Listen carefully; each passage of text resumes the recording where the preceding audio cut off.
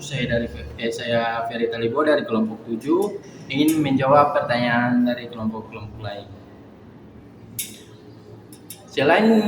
Selain berfungsi sebagai pembeda produk, merek juga berfungsi sebagai penjamin kualitas. Fungsi ini berarti bahwa suatu merek memberikan jaminan kepada konsumen mengenai mutu, standar, dan kualitas produk yang ditawarkan. Dalam praktik perdagangan sehari-hari, konsumen seringkali memilih suatu produk berdasarkan merek karena telah memiliki pengalaman atau kepercayaan terhadap kualitas produk tersebut. Oleh sebab itu, pemilik merek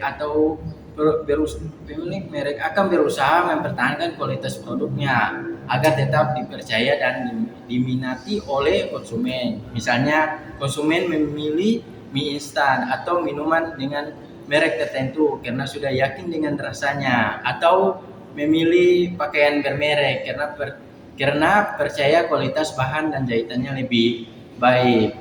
Dengan demikian, merek menjadi simbol kepercayaan konsumen sekaligus mendorong produsen untuk menjaga kualitas produknya secara konsisten. Meskipun hak kekayaan intelektual atau HKI memberikan perlindungan hukum, masih banyak UMKM yang belum mendaftarkan hak atas merek atau produknya.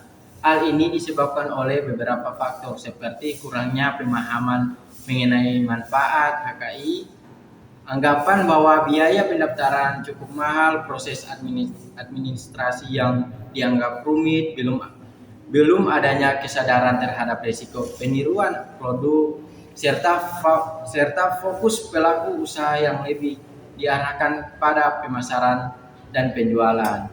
Padahal tanpa perlindungan HKI, produk atau merek yang telah dibangun dapat ditiru atau bahkan didaftarkan oleh pihak lain sehingga berpotensi menimbulkan kerugian.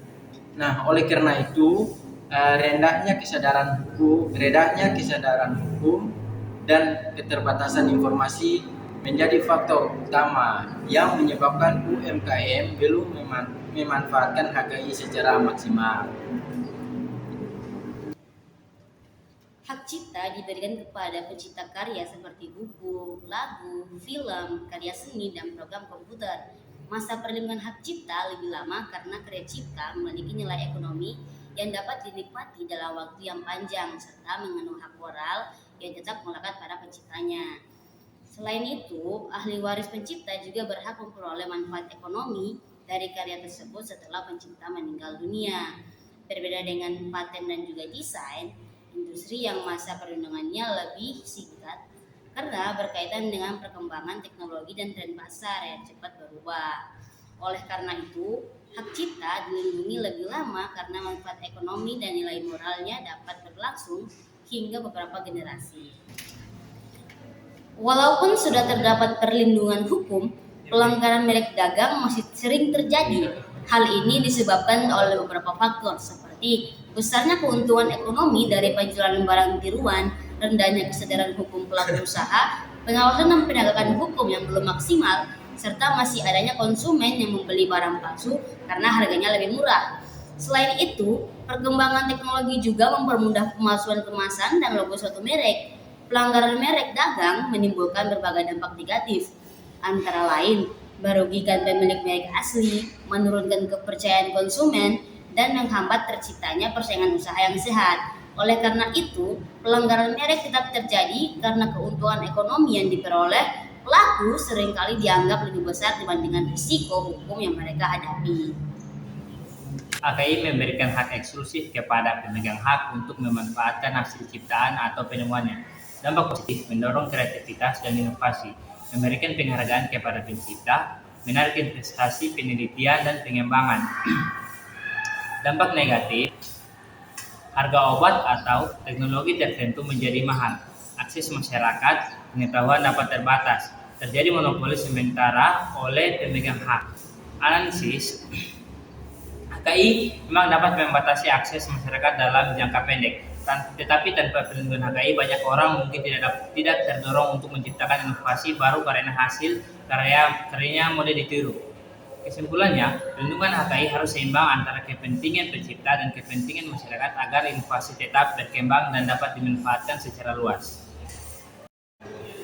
Dalam kondisi dua pihak menghasilkan karya hampir sama secara bersamaan, penentuan hak dilakukan berdasarkan faktor penentu. Yang pertama itu bukti penciptaan atau penemuan, dan yang kedua dokumen pendukung proses pembuatan karya, dan yang ketiga itu pengajuan pendaftaran. Yang keempat, ketentuan hukum yang berlaku. Untuk merek dan paten, umumnya digunakan prinsip first to file, yaitu pihak yang lebih dulu mengajukan pendaftaran hak memperoleh perlindungan hukum. Pihak yang dapat membuktikan penciptaan atau melakukan pendaftaran lebih dulu biasanya memperoleh hak perlindungan HKI. Kesimpulan, hak kekayaan intelektual merupakan instrumen hukum yang bertujuan melindungi hasil kreativitas dan inovasi manusia. HKI memberikan kepastian hukum, mendorong pertumbuhan ekonomi, dan meningkatkan semangat berkarya. Namun, perlindungan tersebut harus tetap memperhatikan kepentingan masyarakat agar ilmu pengetahuan teknologi dan inovasi dapat berkembang serta dimanfaatkan untuk kesejahteraan bersama.